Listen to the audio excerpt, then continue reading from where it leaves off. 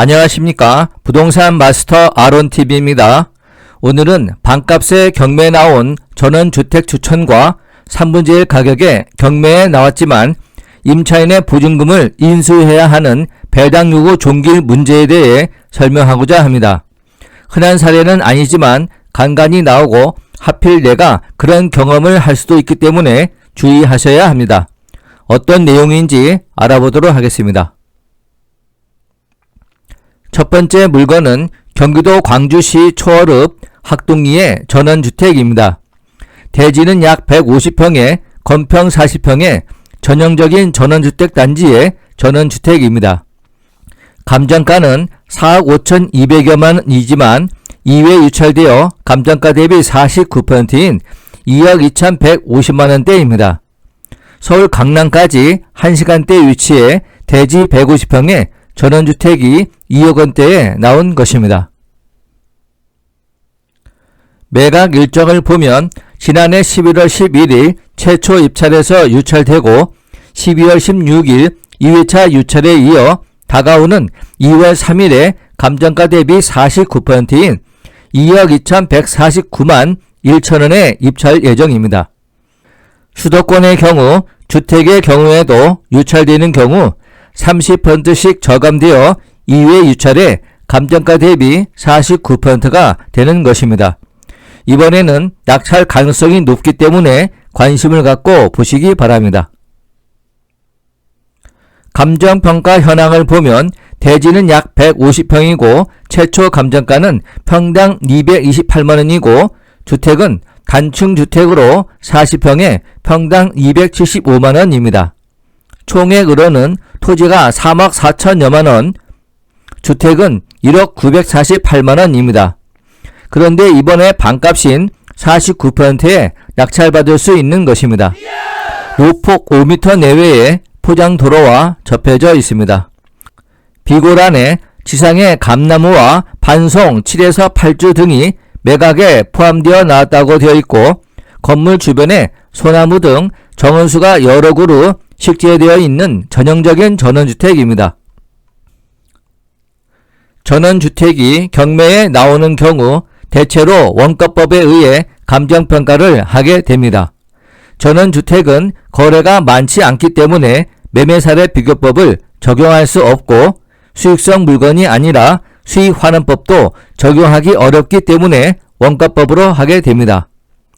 원가법이란 감정평가 시점에 새롭게 짓는다는 전제하에 제조달 원가를 계산하고 여기에 경과 연수에 따른 감가상각을 하여 평가하는 방식을 말합니다.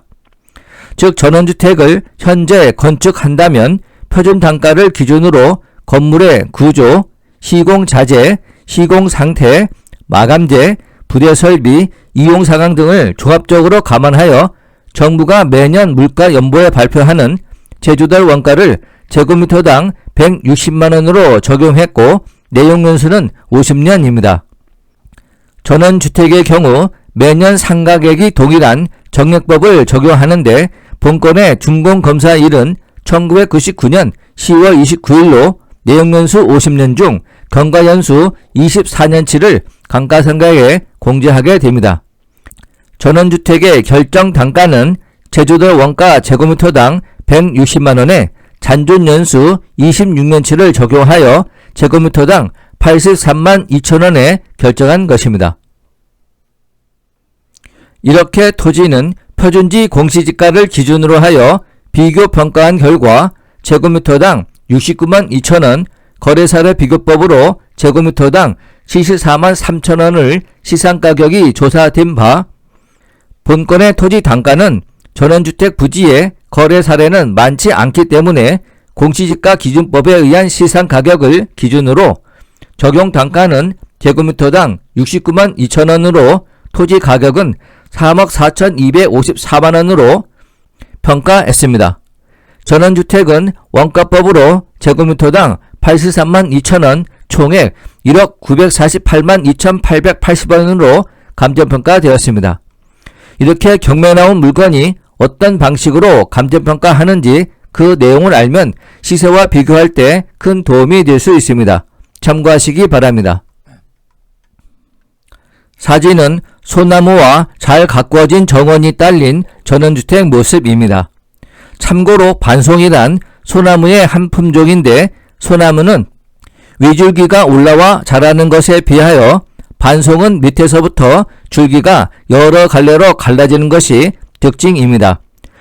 소나무가 어릴 때 소나무의 가운데 새순이 잘려 나가면서 옆가지가 자라 반송 모양이 나오기도 합니다.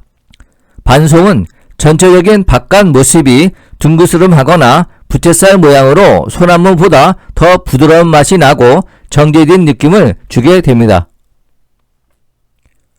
내부 구조와 위치도입니다. 방이 4개, 거실, 주방 및 식당, 욕실이 2개입니다. 본건 남쪽에 폭 5m 내외의 포장도로에 접했고 기호 1번은 토지를 말하고 기호 2번은 주택을 표시하고 있습니다. 경매법원은 성남 지원이고 매각기일은 2월 3일입니다. 참고하시기 바랍니다. 두 번째 소개 물건은 서울 관악구 봉천동의 보람의 삼성아파트입니다. 전용면적 25.6평, 분양평수 33평형입니다. 감정가는 9억 2천만원이나 5회 유찰되어 최저가는 33%인 3억 146만 6천원입니다. 재매각 물건으로 보증금은 20%입니다.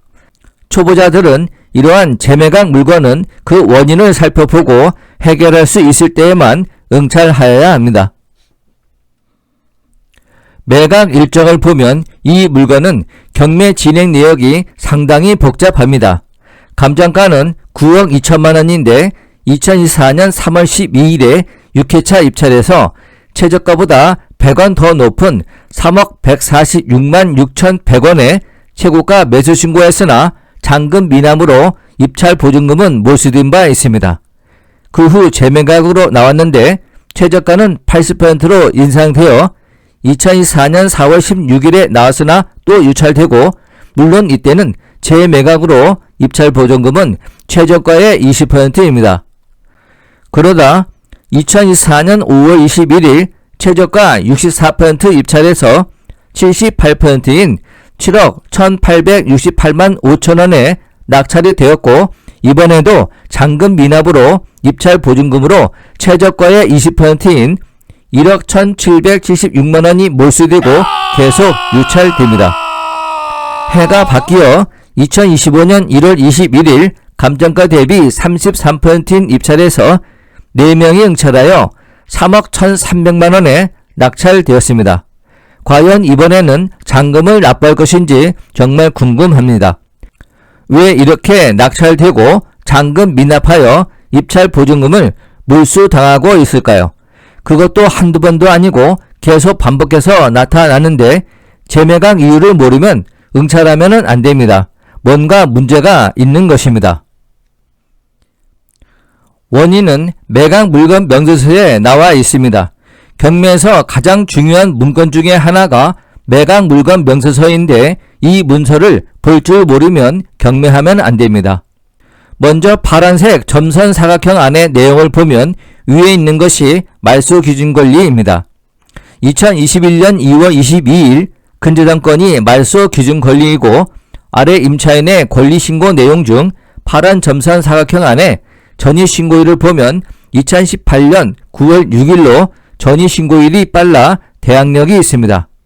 또한 동일한 날에 확정일자도 받아 임차인은 대항력과 우선 변제권이 모두 있습니다.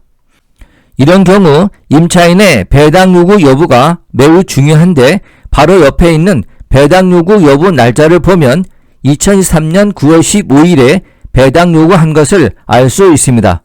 즉 대항력과 우선 변제권이 있는 임차인이 배당 요구하면 낙찰자가 납부한 매각 대금에서 우선적으로 배당받아 낙찰자가 인수하지 않아도 되는 것입니다. 이런 상태에서 9억 원 하는 주택이 3억 원대로 떨어지니 응찰을 많이 했는데 여기에 심각한 문제가 있는데 위에 있는 붉은 사각형이 배당 요구 종기일이며 이날까지 배당 요구하여야 배당 요구 효력이 있는 것입니다.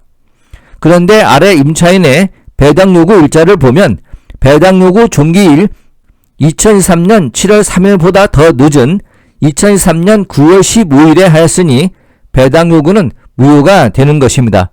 따라서 배당 요구를 안 한 것과 같아서 낙찰자가 임차인의 보증금을 인수해야 하는 것입니다. 이런 간단한 내용을 볼 줄 모르면서 어떻게 경매에 응찰하는 것인지 이해가 되지 않습니다. 참고로 임차인이 만약 제대로 배당 요구하였다면 임차인은 2번 임차 보증금을 인상했는데 4억 3천만 원에서 4억 4천만 원으로 1천만 원 인상한 것은 여전히 말소 기준 권리보다 앞서기 때문에 전액 배당을 먼저 받고 두 번째 5억 4천만 원으로 1억 원을 인상하여 확정일자 받은 날은 말소 기준 권리보다 늦은 2022년 5월 4일이라 말소 기준 권리인 안양저축은행에서 2억 8,800만 원을 배당받고 남는 것이 있을 때 배당이 되는데 낙찰가는 3억 1,300만 원이라 말소 기준 권리나 임차인의 인상한 보증금이나 모두 배당받지 못합니다. 이와 같이 법원 경매가 어려운 이유는 임차인의 이러한 황당한 실수 때문에 응찰자들이 고생을 하는 것입니다. 어쩌면 일부러 그러한 경우도 가끔 있는데 어찌되었든 응찰자가 꼼꼼하게 서류를 검토하는 수밖에 없습니다. 앞으로는 이 사건을 타산지석으로 삼아 매각 물건 명세서에서 배당 요구 여부 일자만 볼 것이 아니라 그 이후에 배당 요구 종기일 이내인지 반드시 확인하셔야 합니다. 이 물건도 잔금 납부하는지 계속 관심을 갖고 지켜보시기 바랍니다. 마지막으로 유튜브 채널 멤버십 소개입니다. 여러분들의 작은 후원이 채널 발전에 큰 도움이 되고 있습니다. 많은 참여 부탁드리겠습니다.